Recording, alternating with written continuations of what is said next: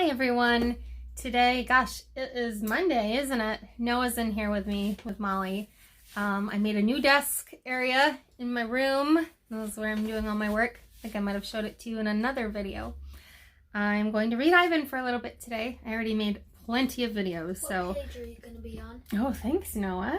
I am going to start on page 56.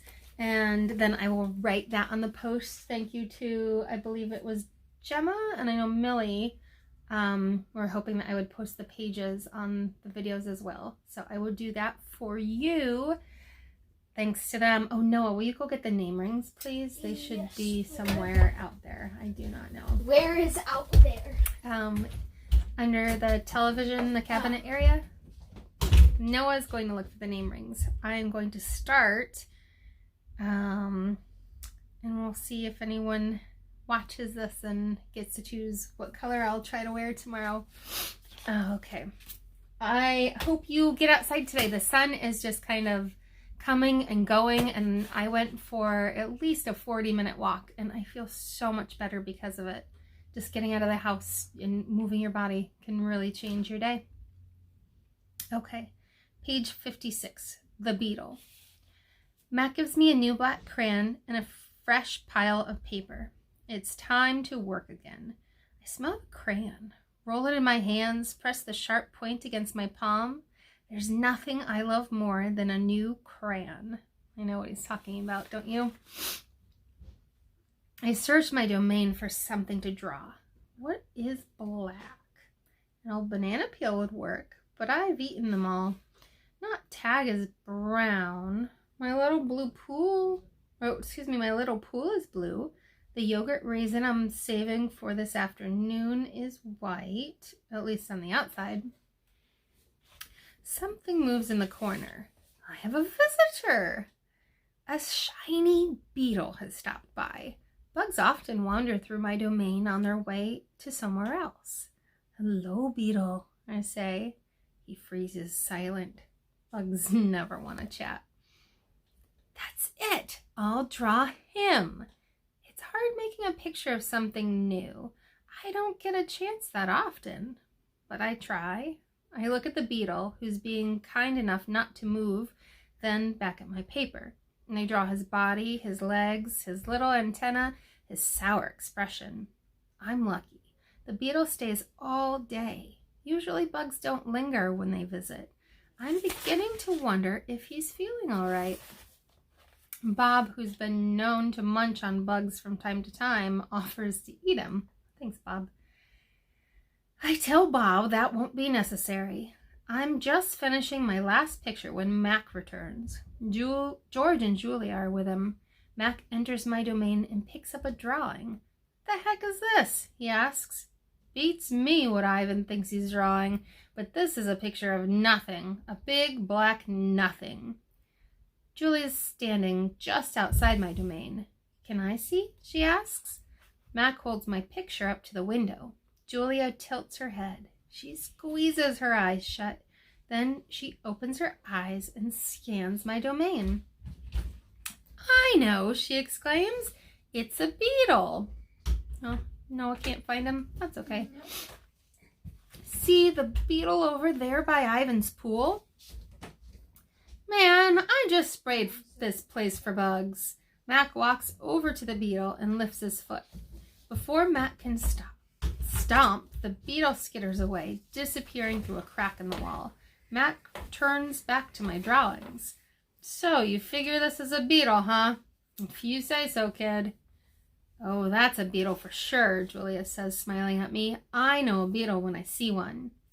It's nice, I think, having a fellow artist around. Next page, chapter is called Change.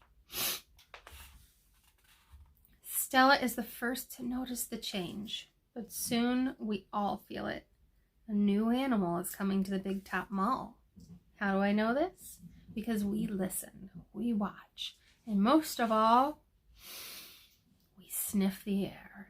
Humans always smell odd when it changes in the air, like rotten meat with a hint of papaya.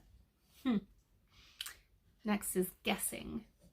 Bob fears our new neighbor will be a giant cat with slitted eyes and a coiled tail, but Stella says a truck will arrive this afternoon carrying a baby elephant.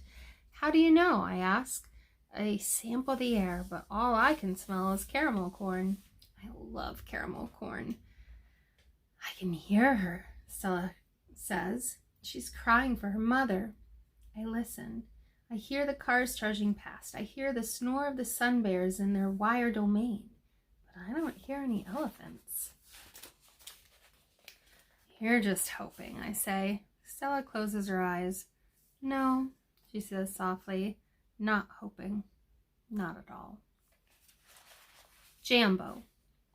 My TV is off, so while we wait for the new neighbor, I ask Stella to tell us a story. Stella rubs her right foot against the wall. Her foot is so swollen again, and an ugly, deep red. If you're not feeling well, Stella, I say, you could take a nap and tell us a story later. I'm fine, she says, and she carefully shifts her weight. Tell us the Jambo story, I say. It's a favorite of mine, but I don't think Bob has ever heard it. Because Shreya remembers everything, Stella knows many stories. I like colorful tales with black beginnings and stormy middles and clouds and cloudless blue sky endings, but any story will do. I'm not in the position to be picky. Once upon a time, Stella begins, there was a human boy. He was visiting a gorilla family at a place called a zoo. What's a zoo? Bob asks. He's a street-smart dog, but there's much he hasn't seen. A zoo, Stella says, is a large domain, a wild cage. Oh, excuse me. A safe place to be. It has room to roam and humans who don't hurt. She pauses, considering her words. A good zoo is how humans make amends. Stella moves a bit, groaning softly. The boy stood on a wall. She continues, watching, pointing, but he lost his balance and fell into the wild cage. Humans are clumsy, I interrupt. If only they could knuckle walk, they wouldn't topple so often. Stella nods. A good point, Ivan. In any case, the boy lay in a motionless heap while the humans gasped and cried. The silverback, whose name was Jambo, examined the boy, as was his duty, while his troop watched from a safe distance. Jambo stroked the child gently. He smelled the boy's pain, and then he stood watch. When the boy awoke, his humans cried out, "Stay still! Don't move!" Because they were certain, humans are always certain about things, that Jambo would crush the boy's life from him. The boy moaned. The crowd waited, hushed, expecting the worst. Jambo led his troop away. Men came down on ropes and whisked the child to waiting arms. Was the boy all right? Bob asks. He wasn't hurt, Stella says, although I wouldn't be surprised if his parents hugged him many times that night, in between their scoldings. Bob, who's been chewing his tail, pauses, tilting his head.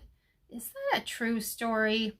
I always tell the truth, Stella says. Stella replies. I like that tag better than says. She said replies. And if you look here, you can see the words. Oh, it's backwards for you. Well, if you can read backwards, you can see the quotation marks, and there's the tag. Stella replies. So, quotation, quotation, exact words, Stella replies. I didn't know it was backwards for you. Let's see.